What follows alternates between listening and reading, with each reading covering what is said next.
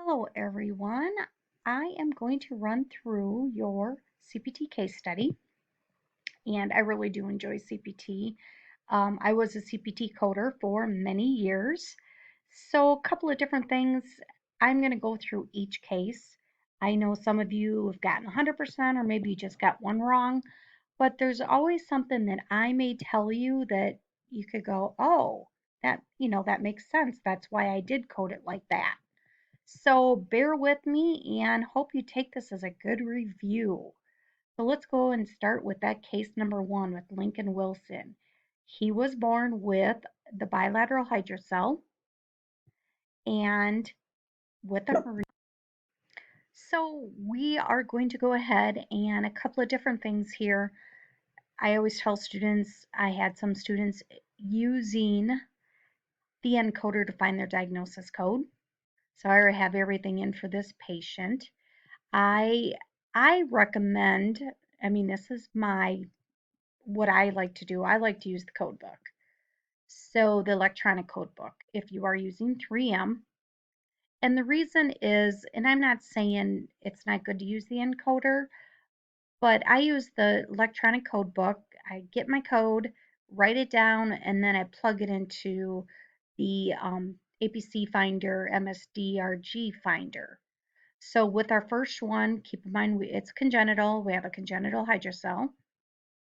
So then with our next diagnosis code, it's going to be the hernia. So let's go with K40.20. And that is bilateral without obstruction or gangrene, and it's not specified as recurrent. Couple of different notes that I do have on this, and I'll talk about the procedure also, is that we are coding to K40.20. Hernia is with obstruction because the wording did state that it was troublesome. Now you didn't want to code 2.1 because that stated recurrent. So go ahead, let's talk about the procedure code. We have a bilateral hernia repair with a hydrocelectomy. The code some people had was only for the hydrocelectomy.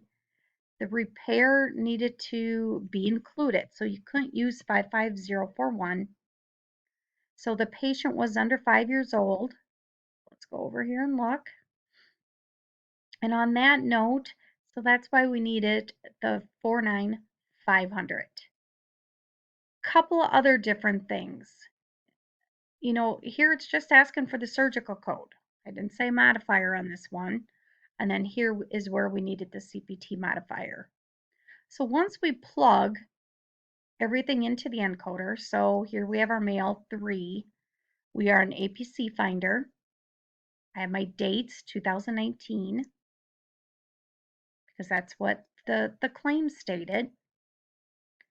So let's go ahead and put everything in.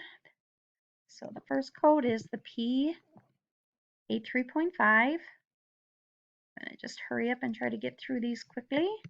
And then we have our K40.20. Then I'm going to go to add procedure. With this, okay, so I have that all in. All right, so a couple of different things here. Let's bring it over so everybody can see. We need a modifier 50. Now, a couple of different things. I can right click that with my mouse and then put add modifier. I'm going to put the 50. I'm going to add it, hit OK. So there's my 50 modifier. So my APC right now is 05341. My total amount here is going to be 3268.48. So I'm just going to go ahead and get out of that, go to next patient. You can see here everything matches up. Okay, so here we have Maya. A couple of different things with Maya. Chief complaint, cardiac arrest. She's 37, found on the floor of her bathroom by her husband, full arrest. He did CPR. They did CPR in the ambulance when they brought her in. The EMTs did. Now let's just look here. We are coding the emergency room physician's note. She was in full arrest. once again, so a couple of different things here. It gives us a time. That's going to be for our critical care. So with this patient, we have cardiac arrest. Let's focus on why we code cardiac arrest. This here, if we remember our coding rules, we can code cardiac arrest if the patient, passed away. We did not find out if the patient had a myocardial infarction, CAD. So at that point, we can go ahead and go forth and code cardiac arrest. So when we go down here to the procedures to the CPT, we have 99291, which is going to be our critical care, and then 92950 is going to be CPR. So on that note, we're going to have two different APCs, and I'll pull that up shortly.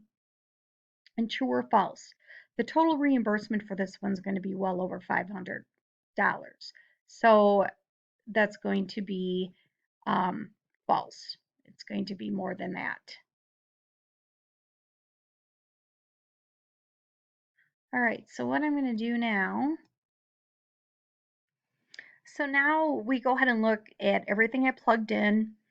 I have the cardiac arrest diagnosis code.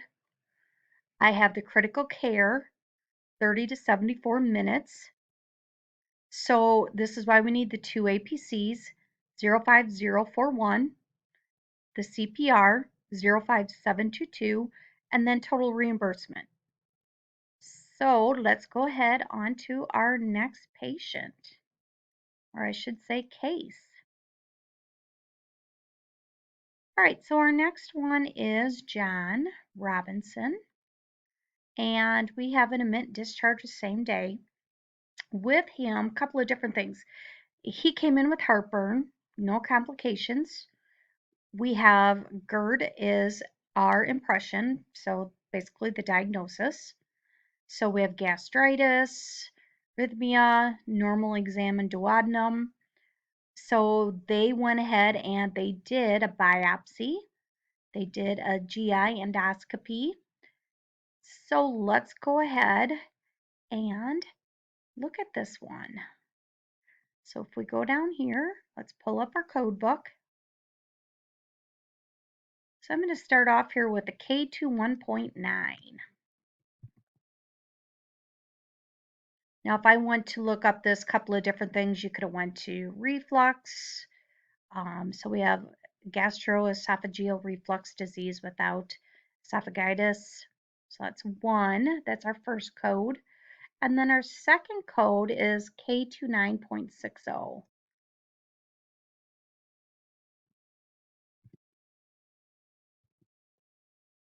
All right, so this is other gastritis without bleeding. So those are two codes that we are going to use. Let's bring this over here. Kind of some notes that I took that I did, see some students that want this route. So it should be these two. The second diagnosis should be without bleeding. If you did a 0.1, it would have been counted wrong. We have, then when we're looking at the procedure code, it should be 43239. They did a biopsy, so that's why we need that. For those who coded 43235, that does not include the biopsy. And if you just did 43202, that's just a plain diagnostic procedure. We actually had an EGD completed. All right, so with that one here, it gives us our reimbursement, our APC, after we plug everything into the system. I'm not going to go through that again. We're going to head and go right to case 4. We have Lucas, age 5, seen in the emergency department, has acute lymphoblastic leukemia and a fever. His parents his parents stated that for the last 24 hours. 9 days since his last chemo treatment, so we're not going to code that here. So a couple of different things here. We are going to look, the cancer is current, it's there, so for sure we're going to code that first. Okay, so let's see what else we have going on. The Hickman catheter site's extremely red, starting to break down. So we need to make sure we have a T code for the complication of that. So I'm going to pull those in and we're going to check those out too. The other big thing with this one is going to be the E&M code. Keep in mind, we have a comprehensive exam, comprehensive history, and then the medical decision making is going to be a moderate level. So let's go ahead and pull up a few things for this one. Sorry about that. I had to pause the tape for my dog. So anyway, let's go with the patients. We're going to go with the first code with the C code, just so everyone knows. We have C91.00. They did say the patient did not achieve remission, so that's why we need that code. Let's go ahead and put in the T82. It's going to be for complication. So we have T82.7 XXA, infection inflammatory reaction due to other cardiac and vascular devices. So again, don't forget those placeholders. And this is the initial time this patient's been in. All right, so let's go with our Y code then, which is Y83.1. Surgical operation with implant, internal vice, cause of abnormal reaction of the patient, later complication. So it's important that we put that in there also. So those are coming from my code book. So let's talk about the E&M code. All right, so if I bring that over, the E&M code. Well, I guess I do want to talk about the fever. We don't code the fever because it is a symptom of the leukemia, therefore it's not coded. And really, we don't need the activity code, we had the Y code. So for the E&M, we had the highest level. We had a comprehensive history, comprehensive exam, medical decision making's moderate. Remember, we need all three key components. You can down code, but you can never up code. So 99284 has all three key components. So if our decision making was of higher complexity, we could have went up to a 99285. But since I need all three key components, I have to drop down to 99284. So if anybody needs any further explanation with a review on E&M, just let me know. All right, so then we are on to the last one. So then our APC, estimated total reimbursement, we're going to put it into the encoder again. So with Lois, let's see what she has going on. We don't need an APC for this one. Couple of different things. Lois is complaining of increasing shortness of breath. This is ongoing chronic presentation for Lois, but she does note her shortness of breath has increased. A couple of different things. I've had students talk to me about this. Let me just pull this up on my Word document. This patient here, get that off there, has chronic COPD, shortness of breath, which we have. So one thing to remember, the risk increases with age. This is kind of something we have. She isn't in respiratory failure. All right. A lot of students thought, well, with respiratory failure, since she wasn't in respiratory failure, we shouldn't be coding with the expiration. So, but that's not true. It doesn't matter. She was having increasing shortness of breath. So that's why we're going to code the J44.1. Let me pull up the code book.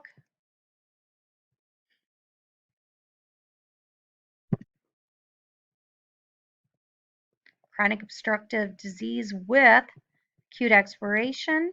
Okay. Again, they don't have to be in respiratory failure.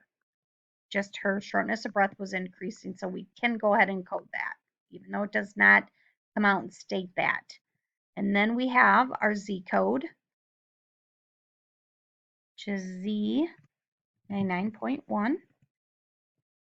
Dependence, I should say dependence, we have 8.1, which is going to be the oxygen. dependence on supplemental oxygen. Then we have our E&M code.